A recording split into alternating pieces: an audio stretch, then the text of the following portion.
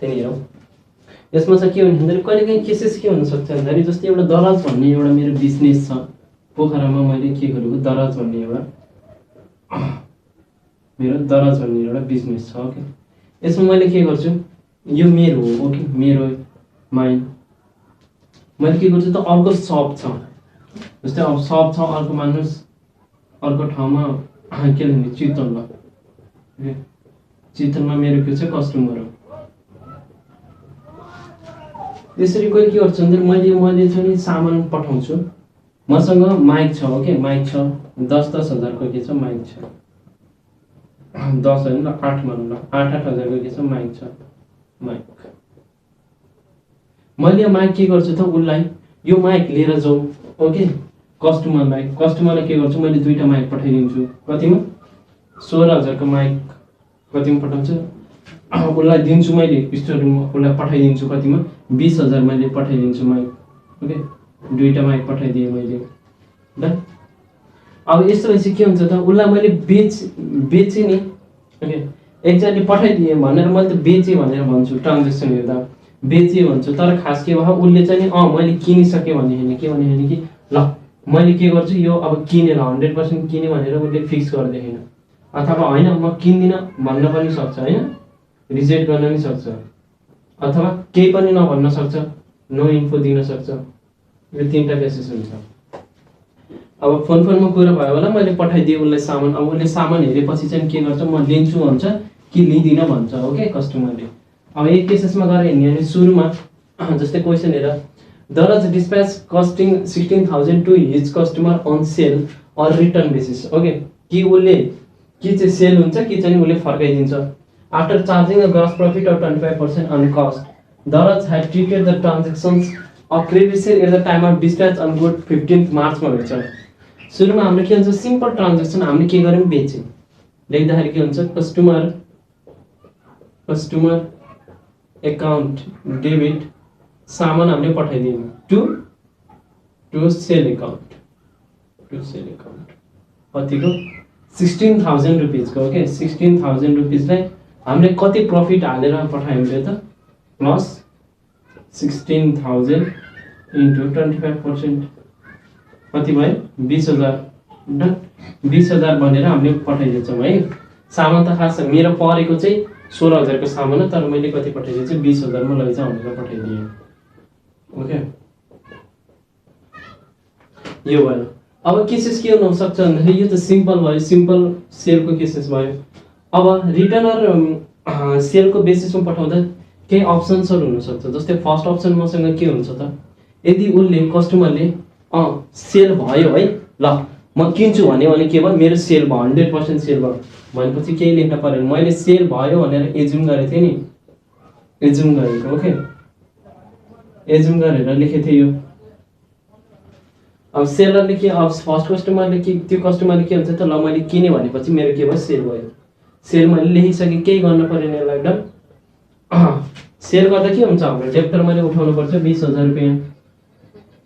Okay, entry लेख्नु परेन किनकि पहिले एज्युम गरेर लेखियो। यदि यसको सट्टामा सेकेन्ड केसेस के आउन सक्ला त, द कस्टमर ह्याड रिजेक्टेड, उसले के भन्छ होइन म लिँदिनँ तपाईँको 2टा माइक फिर्ता गरिदिन्छु म भन्छ।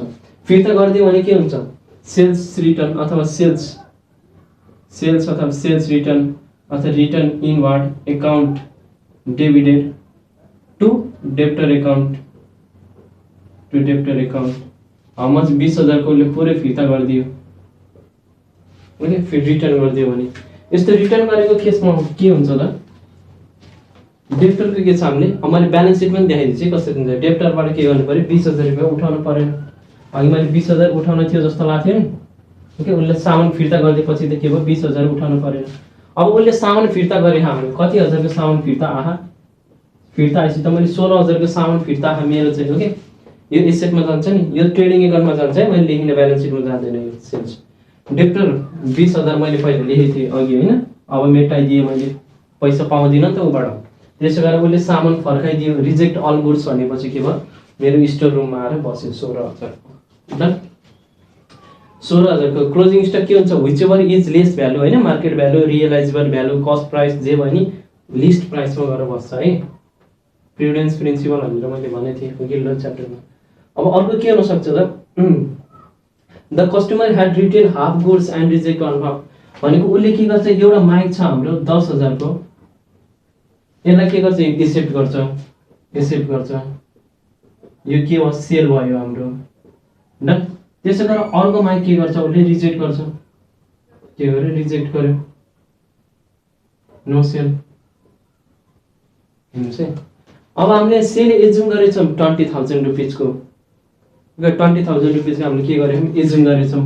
अब यसमा गएर रिटर्न कति भयो त 10,000 रुपैयाँको रिटर्न भयो। सेल्सलाई घटाऊ सेल्स लेख सेल्स रिटर्न लेख रिटर्न इन बार जे लेख एउटा लेख है कति हजार को रिटर्न भयो त 10,000 को टु डेप्टर अकाउन्ट 10,000 यो मात्रै लेखेँ मैले। किन लेखेँ यो केसमा किनकि यो 10,000 त मैले के गर्छु कि पहिले 20,000 लिन छ भनेको थिएँ नि 20,000 लिन छ भनेको थिएँ यसरी अबै मेटाइदियो के भयो थर्डको केसमा कस्टमरले हाफ गुड चाहिँ नि एक्सेप्ट गर्यो हाफ गुडको प्राइस कति लिन पर्यो योबाट 10,000 रुपैयाँ लिन पर्यो ल 10,000 रुपैयाँ लिन पर्यो। त्यसै गरेर उसले आधा सामान फर्काइदियो आधा सामानको प्राइस कति हो 8,000 रुपैयाँ उसले पठाएको त 10,000 कै फर्काएको तर हामीले स्टोरमा राख्दा चाहिँ नि कुन भ्यालुमा राख्ने मेरो कस्ट प्राइसमा राख्ने हो स्टक राख्दा।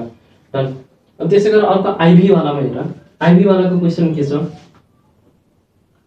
Customer approved at 5% above in price के हुन्छ भने मैले जुन त दुईटा माइक पठाएको थिएँ 20,000 मा ओके त्यस्तो बेला के केसेस हुन सक्छ त उसलाई चाहिँ नि मन पर्यो एकदम धेरै मन पर्यो भन्ने भन्दा नि चित्त बुझ्यो भनेपछि उसले 20,000 मा के गर्यो 5% अझै थपिदिन्छ नि plus 5% of 20k how much 5% of 20k 20,000 को इन्टु 5% हजार भनेपछि उसले कति गर्यो 21,000 मा 21,000 दिन्छु म भनेर उसले चाहिँ के गर्यो एप्रुभ गर्यो 21,000 को सामान एउटा कति उठाउनु पर्यो मैले 21,000 को ल स्टक त हामीसँग छैन स्टक लेख्ने कुरो भन उसले किनिसकेपछि। अब यसै गरेर नेक्स्ट के हुन सक्छ भन्दाखेरि उसलाई मन परेन माइक मन परेन अहिले गरे जस्तो बेस साउन्ड आएन उसलाई मन परेन ओके त्यसरी नै मैले 20,000 मा के हुन्छ म के गर्छु म थोरै प्राइसमा लिन्छु 10% भनेको 10% अफ 20k कस्ट 2,000 यतिमा उसले कति गर्यो एप्रुभ गर्यो 18,000 मा के गर्यो एप्रुभ गर्यो ओके भनेपछि 18,000 मा उसले चाहिँ किन्छु भनेर चाहिँ हाम्रो फिक्स गरिदियो भनेपछि अबको केसमा के हुने भयो 18,000 रुपैयाँ आउने भयो ल। त्यस्तै गरेर आइबी को के हो थियो सेल्स भएको थियो बिच कति हो सुरुमा आइबी के हेर्दा त बाई 21,000 हैन 21,000 को उठाउन थियो आइबी मा। अब 20,000 को त सेल भइसक्यो लेखियो अब कति रुपैयाँ चाहिँ उठाउन हो भने लेख्नु पर्यो कति थप्नु पर्यो लेख्दाखेरि 1,000 रुपैयाँ बाँकी रह्यो हैन 1,000 रुपैयाँ आउनु पर्यो customer account debit to sales account 1,000 21 मा 20,000 त पहिल्यै सेल भयो भनेर हामीले के गर्यौं रिटर्न बेसिसमा एज्युम गर्यौं। अब भी नम्बरको पनि केही गाह्रो छैन अब चाहिँ नि के भयो उसले चाहिँ नि 10% कम्ती भनेपछि 18,000 मा किन्छु भन्यो डेप्टरबाट 18,000 ओके। अब हामीले लेखेको थियौं 20,000 रुपैयाँ यहाँ ओके 20,000 रुपैयाँ लेखेको थियो खास अब लिन पर्ने कति हो कति रुपैयाँ चाहिँ हामीले लिन पाइएन कस्टमरबाट लिन थियो 20,000 रुपैयाँ। अब कस्टमरबाट कति लिन पाइएन त कस्टमर अकाउन्ट कति लिन पाइएन 2,000 रुपैयाँ के भयो लिन पाइएन र त्यसै गरी के हो सेल्समा sale return inward account debit यो तीनटा लेख्ने हैन एउटा लेख्नु होला है चोइस भएन त अप्सन भयो त्यही। जस्तै यसमा हेर्दाखेरि आइबी को हेर्दाखेरि कस्टमर 21,000 भयो थियो पहिला अब बी को क्वेशन हेर्दा चाहिँ 18,000 को नि अहिले 20,000 मा 2,000 घटाउँदा कति भयो 18,000 भयो। यस्तो के डेबिटमा 20,000 छ क्रेडिटमा 2,000 छ डेबिटमा कति आयो 18,000 आएन क्रेडिट के भयो 0 यसलाई माथिपट्टि लैदियो डन यति भयो। अब गएर के हुन्छ हेर्नुस् है मैले 31 मार्चमा बनाउनु छ सामान बेचेँ थिएँ मैले 15 मार्चमा ओके 15 मार्चमा यो क्वेसन चाहिँ एकदम इम्पोर्टेन्ट छ है हामीले फाइनल एकाउन्टिङ गरेको थियौँ। यो केसेसमा के हुन्छ भन्दाखेरि उसले केही पनि भन्दैन न किन्छु भन्छ न फिर्ता गर्छु भन्छ हामीसँग केही सरकार राख्दैन न्युज पनि राख्दैन भनेपछि के गर्नु पर्यो, अब मैले उसलाई सामान त पठाएको बेचेँ भनेर एज्युम गरेको थिएँ नि, उसले किने पनि भन्दैन भनेपछि रिजेक्ट पनि गर्दैन, न एप्रुभ गर्छ, न के पनि गर्दैन। भनेपछि यो मैले बेचेँ नि, यो सामान मेरो हो भनेर भन्नु पर्यो। डन। यो सामान के भन्नु पर्यो, मेरो हो भनेर भन्नु पर्यो। भन्नको लागि के गर्नु पर्यो, यसलाई उल्टाउनु पर्यो होइन। Sale account debit to customer account 20,000 किनकि एजुममा हामीले 20,000 लिन थियो भनेर एजुम गरेको थियौँ नि। अब के भयो, उसले के न्युज दिन्न भन्ने चाहिँ नि अब त क्लोज त गर्नु पर्यो हामीले एकाउन्ट। त्यसैले सेल भएको छैन। यदि चाहिँ नि 31 मार्चभन्दा पछाडि गएर भन्छ भने, अप्रिलभन्दा उता भन्छ भने त्यो बेला चाहिँ नि सेलको कुरा त्यो बेला गरौँ ल। ओके, सेल हुन्छ त्यो पछि गएर रेकर्ड गरिन्छ। अहिलेसम्म एप्रुभ गरेको छैन, न रिजेक्ट गर्छ, के लेख्ने त, न सेल्स लेख्ने कि न सेल्स रिटर्न लेख्ने।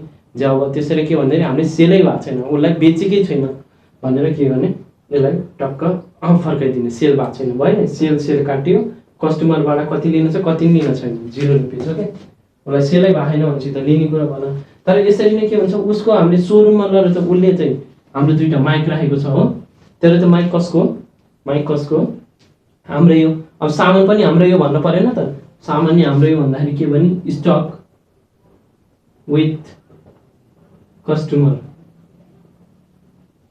अकाउन्ट डेबिट, यो क्लोजिङ स्टक है, क्लोजिङ स्टकमा जान्छ। कति हजारको सामान, 16,000 को सामान, 16,000 को सामान to trading account, to trading account 16,000। यो केसमा के भन्नुभयो, 16,000 रुपियाँको क्लोजिङ स्टक मात्रै बस्नुभयो, पैसा उठाउनु परेन।